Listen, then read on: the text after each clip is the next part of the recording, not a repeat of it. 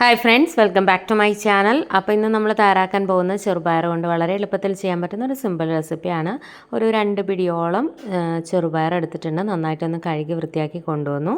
വേവാൻ ആവശ്യത്തിനുള്ള വെള്ളം കൂടി ഒഴിച്ചിട്ടുണ്ട്. ഇനി ഇതിനകത്തേക്ക് നമ്മൾ ചേർത്ത് കൊടുക്കുന്നത് അത്യാവശ്യം നല്ല വലിപ്പമുള്ള ഒരു പച്ചനേന്ത്രക്കാണ്.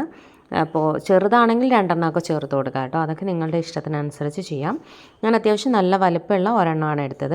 എന്നിട്ട് അതിൻ്റെ തൊലിയൊക്കെ ഒന്ന് ചീകി മാറ്റിയതിന് ശേഷം, ഇപ്പോൾ വീട്ടിൽ തന്നെ ഉണ്ടായതാണെങ്കിൽ തൊലിയൊന്നും ചീകി മാറ്റണം എന്നില്ല. നന്നായിട്ടൊന്ന് കഴുകി വൃത്തിയാക്കി അരിഞ്ഞെടുത്താൽ മതി. ഇപ്പോൾ അത് പുറത്തുനിന്നായതുകൊണ്ട് ഞാൻ തൊലിയൊന്ന് ചീകി മാറ്റി ഇതുപോലെയുള്ള പീസാക്കി കട്ട് ചെയ്ത് അതുകൂടി നമ്മുടെ പയറിലേക്ക് ഇട്ട് കൊടുത്തു. ഇനി നമുക്കിതൊന്ന് അടച്ച് വെച്ചിട്ട് ഒരു 2 വിസിലൊക്കെ മതിയാവും കേട്ടോ. അപ്പോൾ കുതിർത്ത പയറാണെന്നുണ്ടെങ്കിൽ ഇത്രയും വിസിൽ കേൾപ്പിക്കേണ്ട ആവശ്യമില്ല. ഒരു വിസിലൊക്കെ ആകുമ്പോൾ വെന്ത് കിട്ടും. ഇതിപ്പോൾ കുതിർക്കാത്ത പയറാണല്ലോ, അപ്പോൾ അതിനനുസരിച്ച് ചെയ്യാം. ആവശ്യത്തിന് ഉപ്പിട്ടു. ഒരു 1/4 ടീസ്പൂണിൽ താഴെ മഞ്ഞൾപ്പൊടിയും കൂടി ഇട്ടിട്ട് ഒന്ന് അടച്ച് വെച്ച് കൊടുക്കാം. അപ്പോൾ നിങ്ങൾക്ക് വേണം എന്നുണ്ടെങ്കിൽ ഇതിപ്പോൾ ആദ്യം കുതിർക്കാത്ത പയറാണെങ്കിൽ ഒരു വിസിൽ കേൾപ്പിച്ച് ഓഫ് ചെയ്തതിന് ശേഷം പിന്നെ നമ്മുടെ പ്രഷറൊക്കെ പോയതിന് ശേഷം പച്ചനേന്ത്രക്ക കൂടി ചേർത്തതിന് ശേഷം പിന്നെ ഒരു വിസിൽ കൂടി കേൾപ്പിച്ചെടുക്കാം. അങ്ങനെ വേണമെങ്കിലും ചെയ്യാം. അപ്പോൾ എന്താ വെച്ചാൽ നേന്ത്രക്ക ഒരുപാട് ഉടഞ്ഞു പോകില്ല. അതൊക്കെ നിങ്ങളുടെ ഇഷ്ടത്തിനനുസരിച്ച് ചെയ്യാം. അപ്പോൾ ഞാനത് അടച്ച് വെക്കുന്നുണ്ട്. അടച്ച് വെച്ചിട്ട് ഒന്ന് വിസിൽ കേൾക്കട്ടെ. അതൊക്കെ ശേഷം വിസിൽ വന്നതിന് ശേഷം ഓഫ് ചെയ്തിട്ട് പ്രഷറൊക്കെ പോയതിന് ശേഷം നമുക്ക് ഓപ്പൺ ചെയ്യാം. അപ്പോൾ ചെറുപയർ കൊണ്ടുള്ള ഒരുപാട് റെസിപ്പീസ് ഓൾറെഡി നമ്മൾ ചാനലിൽ ചെയ്തിട്ടുണ്ട്. പ്ലേലിസ്റ്റ് ഒന്ന് ചെക്ക് ചെയ്ത് നോക്കുക. കാണാത്തതെല്ലാം ഒന്ന് ട്രൈ ചെയ്ത് നോക്കുക. ട്രൈ ചെയ്തിട്ട് ഫീഡ്ബാക്ക് അറിയിക്കാനും മറക്കരുത് കേട്ടോ. അപ്പോൾ ഇതൊന്നായി വരട്ടെ. അപ്പോൾ നമുക്ക് വേറൊരു പാൻ എടുക്കാം. അതിനകത്തേക്ക് കുറച്ച് വെളിച്ചെണ്ണ ഒഴിച്ച് കൊടുക്കാം. വെളിച്ചെണ്ണ ചൂടാകുമ്പോഴേക്ക് ഇത്തിരി കടുകിട്ടൊന്ന് പൊട്ടിക്കാം. കടുകൊന്ന് പൊട്ടി വരുമ്പോഴേക്കും ഒരു ഇത്തിരി ഉലുവ കൂടി നമ്മൾ ഒരു പൊട്ട് മതി കേട്ടോ. 1-2 നുള്ള്, 2 നുള്ള് വേണം എന്നില്ല. ഒരു നുള്ളും ഒരു ഇത്തിരി കൂടി അത്രയൊക്കെ മതിയാവും. അപ്പോൾ ഉലുവയും എല്ലാം നന്നായിട്ടൊന്ന് റോസ്റ്റായി കഴിയുമ്പോൾ നമ്മൾ ഇതിനകത്തേക്ക് സവോള ചേർത്ത് കൊടുക്കാം. ഞാൻ അത്യാവശ്യം വലിപ്പമുള്ള ഒരു സവോള കനം കുറച്ച് നീളത്തിൽ അരിഞ്ഞാണ് ചേർത്ത് കൊടുത്തിരിക്കുന്നത്. 2-3 വെളുത്തുള്ളി ചേർത്ത് കൊടുക്കാം. അതുപോലെ തന്നെ പച്ചമുളക് നിങ്ങളുടെ എരിവിനനുസരിച്ച് ചേർക്കാം. ഞാനിപ്പോൾ നല്ല ഒരു പച്ചമുളക് എടുത്തിട്ടുണ്ട്. അത്യാവശ്യം എരിവുള്ളതാണ് കേട്ടോ. അപ്പോൾ നിങ്ങളുടെ എരിവിനനുസരിച്ച് പച്ചമുളക് ചേർത്ത് കൊടുക്കാം. കുറച്ച് ഉപ്പും കൂടി ചേർത്തിട്ട് നമുക്ക് നന്നായിട്ടൊന്ന് വഴറ്റിയെടുക്കാം. അത്യാവശ്യം നന്നായിട്ട് വാടി കിട്ടണം. ഒന്ന് വാടി ഈ ഒരു പരുവാകുമ്പോഴേക്കും നല്ല വലുപ്പമുള്ള ഒരു തക്കാളി ആണെങ്കിൽ ഒരെണ്ണം, നല്ല വലുപ്പമുള്ളതാണെങ്കിൽ നല്ല പഴുത്ത തക്കാളി എടുക്കണം. ചെറുതൊക്കെ ആണെങ്കിൽ 2 എണ്ണം ചേർക്കാം. മീഡിയം ടൈപ്പൊക്കെ ആണെങ്കിൽ ഒരു 1.5 തക്കാളിയൊക്കെ ചേർത്ത് കൊടുക്കാം കേട്ടോ. അധികം പുളിയില്ലാത്തതാണെങ്കിൽ മീഡിയം ടൈപ്പ് 2 എണ്ണം ആണെങ്കിലും ചേർക്കാം. ഓവർ പുളിയുള്ള തക്കാളി ആണെങ്കിൽ അളവ് കുറച്ചോളൂ. അപ്പോൾ അത് തക്കാളി ചേർത്തിട്ട് ഒരുപാടങ്ങ് വഴലണ്ട. ജസ്റ്റ് ഒന്ന് സോഫ്റ്റായി വരുമ്പോഴേക്കും ഒരു 1/4 ടീസ്പൂൺ മഞ്ഞൾപ്പൊടി, 1/4 ടീസ്പൂൺ മുളക് പൊടി. കാരണം നമ്മൾ ഓൾറെഡി പച്ചമുളക് ചേർത്തിട്ടുണ്ട്, അതുകൊണ്ട് മുളക് പൊടിയുടെ അളവ് ഒരുപാട് കൂട്ടണ്ട.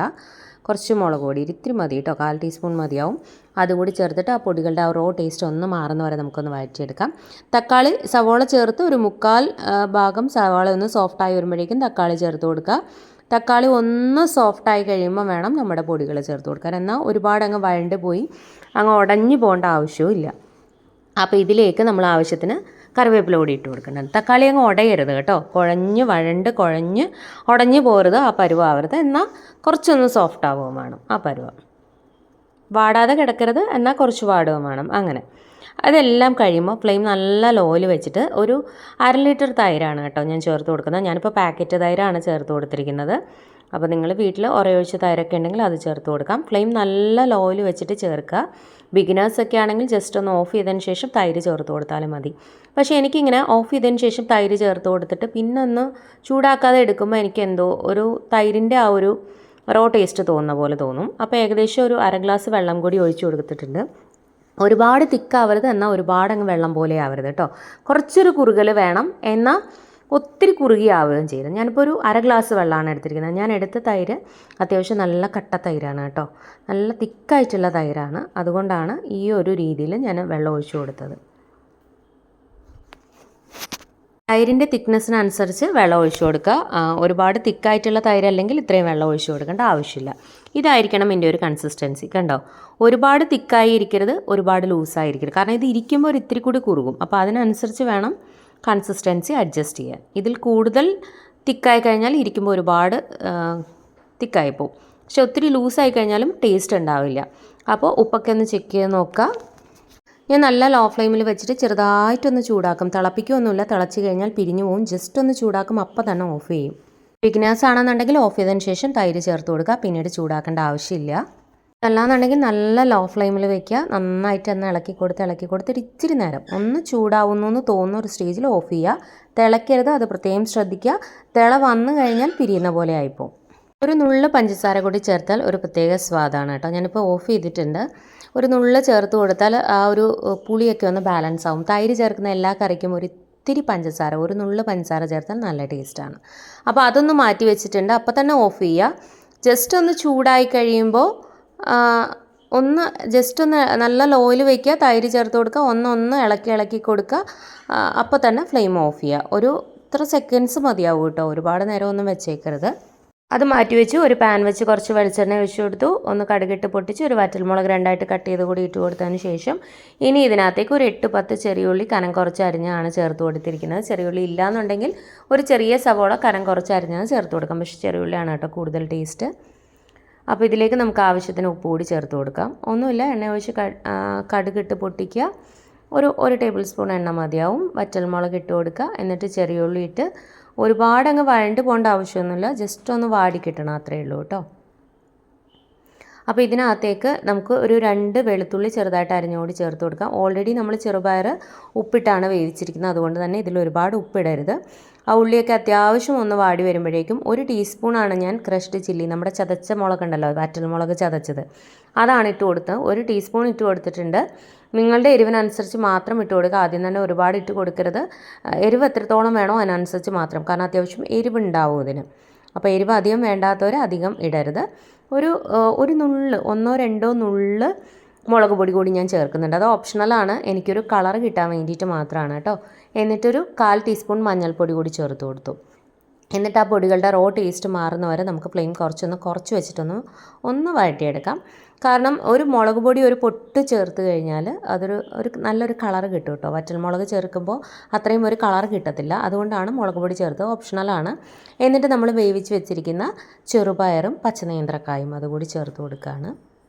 ഞാൻ പറഞ്ഞ പോലെ കായൊന്നും അധികം വേവുന്ന ഇഷ്ടമല്ലാത്തവർക്ക് ജസ്റ്റ് പയർ ഒരു വിസിൽ കേൾപ്പിക്കുക. പ്രഷറൊക്കെ പോയതിന് ശേഷം ഓപ്പൺ ചെയ്തിട്ട് പിന്നീട് പച്ചക്കായ ഇട്ടതിന് ശേഷം ഒരു വിസിൽ കൂടി കേൾപ്പിച്ചെടുത്താൽ മതി. അതല്ലാന്നുണ്ടെങ്കിൽ പയർ ഒരു 2 വിസിൽ കേൾപ്പിച്ച് വേവിച്ചെടുത്തതിന് ശേഷം നമ്മുടെ പച്ചക്ക അങ്ങോട്ട് ഇട്ട് കൊടുത്തിട്ട് ഒന്ന് ആവി കയറ്റിയാൽ പെട്ടെന്ന് തന്നെ കാ വെന്ത് കിട്ടും.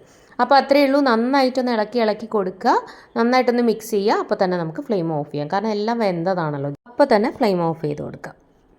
അപ്പോൾ നമുക്ക് ചോറ് വിളമ്പാം. ഇനി നമ്മുടെ ചെറുപയറും പച്ചനേന്ത്രക്കായുള്ള കൂട്ട്, മുട്ട പൊരിച്ചത്, നല്ല കുരുമുളകൊക്കെ ഇട്ട് പൊരിച്ച മുട്ടയാണ്. ഇനി സവോളയും ക്യാരറ്റും കൂടി കനം കുറച്ച് അരിഞ്ഞത്, ഇത്തിരി ഉപ്പും വിനീഗറും കൂടി ഒഴിച്ച് നന്നായിട്ട് ഞെരടിയെടുത്തതാണ്. വേണമെങ്കിൽ ഒരു പച്ചമുളകും കൂടിയോ കാന്താരി മുളകും കൂടി ഇട്ട് ഞെരടിയെടുക്കാം. പിന്നെ നമ്മുടെ തക്കാളിയും തൈരും ഇട്ട് നമ്മുടെ ഒഴിച്ചുകറി.